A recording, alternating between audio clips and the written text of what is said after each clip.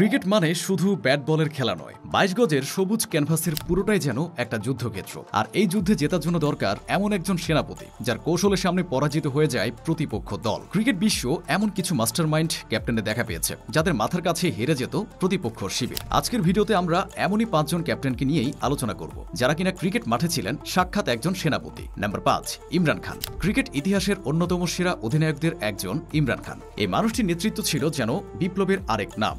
ইমরান খান শুধু অধিনায়ক ছিলেন না, তিনি ছিলেন একজন প্লেয়ার মেকার। তার সবচেয়ে বড় দক্ষতা ছিল তিনি পুরো টিমের মধ্যেই বাঘের মতো হিংস্র অ্যাটাকিং মাইন্ডসেট করতে পারতেন। ১৯৯২ বিশ্বকাপে যখন তার দল বিশ্বকাপ থেকে বাদ পড়ে যেতে নিয়েছিল, সেখান থেকে দলকে টেনে তিনি ফাইনালে নিয়ে যান এবং চ্যাম্পিয়ন বানান। তার হাত ধরে ওয়াসিম আকরামের মতো তরুণ প্রতিভারা উঠে আসে। তার প্রতিটা সিদ্ধান্তই ছিল অত্যন্ত দূরদর্শী। ইমরান খান শুধু একটা কাপ বা সিরিজ খেলার পেছনে মনোযোগী ছিলেন না, তিনি চেয়েছিলেন পুরো পাকিস্তানের ক্রিকেট কালচারটাকেই পাল্টে দিতে। এই জেনারেশন হয়তো ইমরান খানের সেই বীরত্ব গাথার সাক্ষী হতে পারেনি, কিন্তু আমাদের আগের জেনারেশনের মানুষের কাছে ইমরান ছিলেন একজন হার না মানা hero. Number ৪, Clive Lloyd. Dominator শব্দটার যদি কোনো ক্রিকেটীয় প্রতিশব্দ থাকে তবে সেটা হলো Clive Lloyd. Aggressive fast bowling এর মাধ্যমে তিনি যেমন একদিকে প্রতিপক্ষকে অচল করে দিতেন, তেমনি তার এক একটি নিখুঁত ট্যাকটিক্স ছিল প্রতিপক্ষের জন্য আতঙ্কের নাম। তার অধীনে ওয়েস্ট ইন্ডিজ টানা ২ বার বিশ্বকাপ জেতে। তার দলের ওডিআই উইনিং পার্সেন্টেজ ছিল অবিশ্বাস্য। তিনি জানতেন তার হাতে থাকা ফাস্ট বোলিং ইউনিট অর্থাৎ Andy Roberts, Michael Holding, Malcolm মার্শালদের নিয়ে তৈরি পেস ব্যাটালিয়নই হলো তার প্রধান অস্ত্র।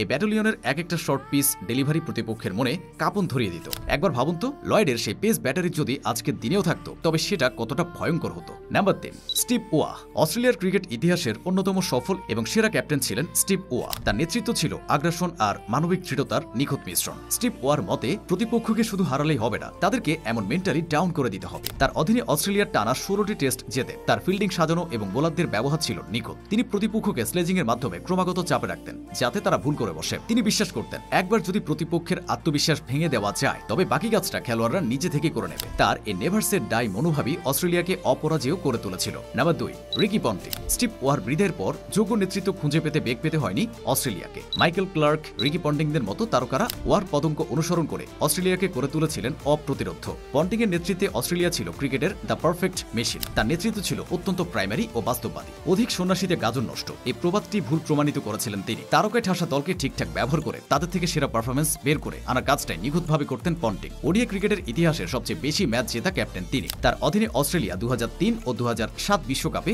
অপরাজিত চ্যাম্পিয়ন হয়। পন্টিং এর কৌশল ছিল পরিস্থিতি বুঝে দ্রুত সিদ্ধান্ত নেওয়া। তিনি ফিল্ডারদের পজিশন এমনভাবে পরিবর্তন করতেন যে ব্যাটসম্যান কিভাবে শট খেলবেন সেটা যেন ভুলে যেতেন। Number ১, MS Dhoni, mister captain কুল। ক্রিকেট ইতিহাসের সবচেয়ে সেরা ক্যাপ্টেনের তালিকায় একেবারে উপরের দিকে থাকবেন ক্যাপ্টেন কুল নামে পরিচিত এমএস ধোনি। ব্যাটসম্যানদের ট্যাকটিক্স, পিচের কন্ডিশন এবং বোলারদের অবস্থা সবকিছু তিনি পড়তে পারতেন এক নজরে। মারাত্মক চাপের মুখেও কেবলমাত্র ঠান্ডা মাথায় কিছু ট্যাকটিক্স খাটিয়ে তিনি যে কত ম্যাচ বের করে এনেছেন তা গুণে শেষ করা যাবে না। ব্যাটসম্যানের একের পর এক শটে বোলার যখন আত্মবিশ্বাসের তলানিতে, তখনই উইকেটের পেছন থেকে দৌড়ে গিয়ে কাঁধে হাত রেখে বোলারকে সাহস ও আত্মবিশ্বাস যোগান, আর তাতে দারুণভাবে কামব্যাক করে সেই বোলার। ধোনি একমাত্র ক্যাপ্টেন যিনি সবকটি আইসিসি ট্রফি, টি-20 world cup, ODI world cup এবং চ্যাম্পিয়ন্স ট্রফি জিতেছেন। তার সবচেয়ে বড় প্লাস পয়েন্ট ছিল যখন খেলার সবার ধরাছোঁয়ার বাইরে তখন অপ্রত্যাশিত একটি সিদ্ধান্ত নিয়ে ম্যাচের মোড় ঘুরিয়ে দেয়া। তার ক্যালকুলেটেড রিস্কগুলোই তাকে বাকিদের থেকে আলাদা করেছে। প্রতিপক্ষ তার চাল বুঝতো ঠিকই, কিন্তু সেটা আটকাতে পারত না। ইতিহাসের সেরা মাথাওয়ালা এই ৫ জন ক্যাপ্টেনের মধ্যে কার খেলা আপনার সবচেয়ে ভালো লাগতো